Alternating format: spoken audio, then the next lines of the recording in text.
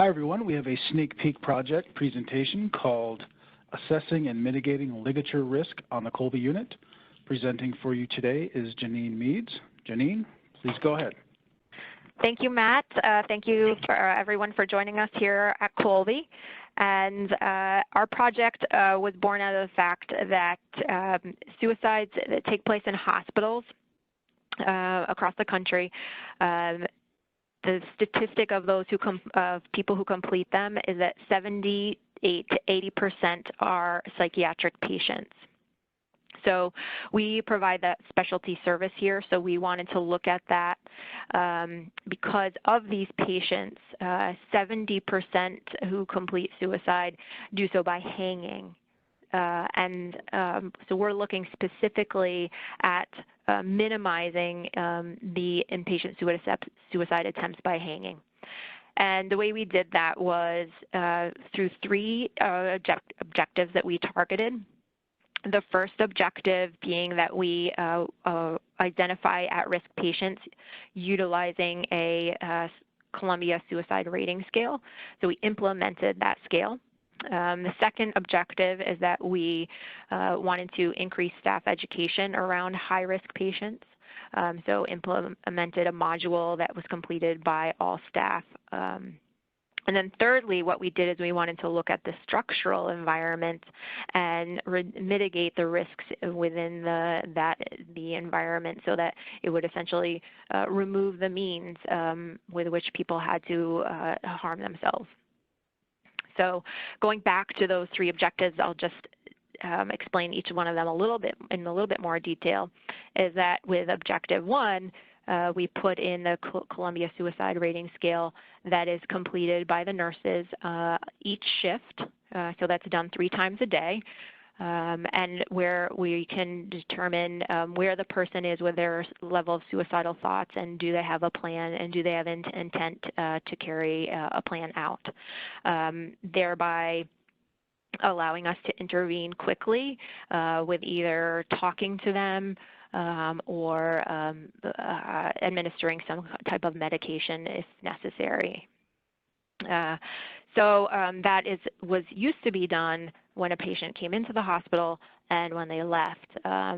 So now we're doing it, like I said, 3 times a day, every day, and gives us a much more accurate and up to the moment read on what is happening with somebody's suicidal thoughts. So the second thing that we did is implemented a learning module that is teaches people how to assess high-risk patients, and so that we're more aware of what's happening or what are those signs and signals, so that the staff can see them and then respond quickly. And so that was done by all of the staff, like I had said before. Then our third objective was to look at the structural environment and what are things within our structure that we can improve and how can we be more secure. So the first thing that we looked at was changing the bathroom doors, and we actually cut the top of the door so it's at an angle now. Whereas people are not able to tie anything off around the top of the door, which goes along with the fact that we changed the door hinges on the bathroom doors and on the patient doors. So there's now a long, there's a hinge that goes along the entire length of the door rather than allowing like a single hinge at the top, which would allow for a space between the door and the door casing. So there's no spaces, no spot to tie anything off anymore. The other thing that we did is we changed the handles on all of the room doors so that they are, you're not able to tie anything or off around them. The door can open and close, but again, nothing can be tied there. We also looked at the thermostats, which there's a thermostat located outside of each patient room. And so that could also, somebody could potentially tie something off of that box. That box has now been encased in a plastic, sort of a rounded plastic casing that's locked, and the nurses have key access to the thermostat.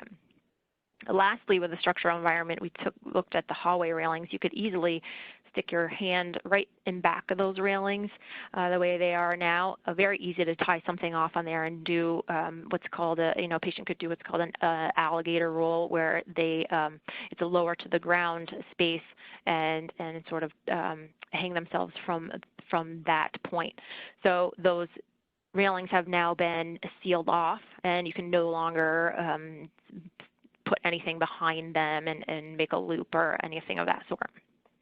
So those were all the pieces we did with the structural environment. Where there's two other things that we did, which I think are important to note, is that we also purchased ligature cutters. And so they're a cutter that protects somebody's skin, but allows the whatever item, if a person had it tied around their neck, to be quickly cut away. And those have been placed in prominent locations, one in our medication room and the other in our clean utility room, and all the staff knows where they are.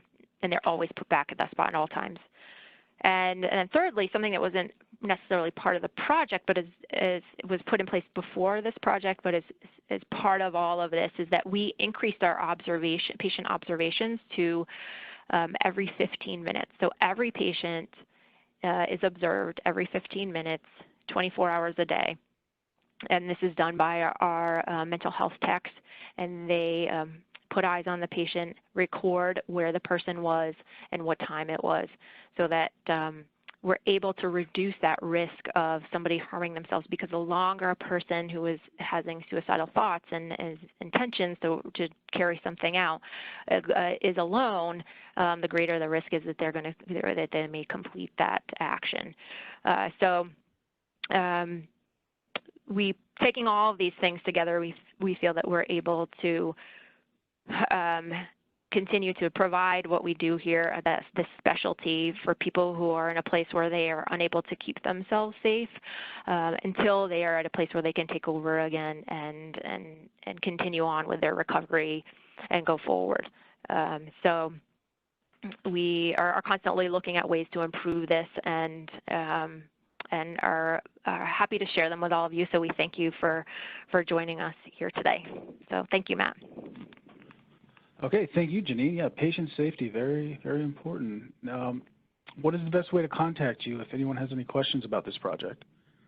You're free to contact me either by phone or email. My phone is 518-897-2895, and my email is jmeads, so JMEADS, @AdirondackHealth.org.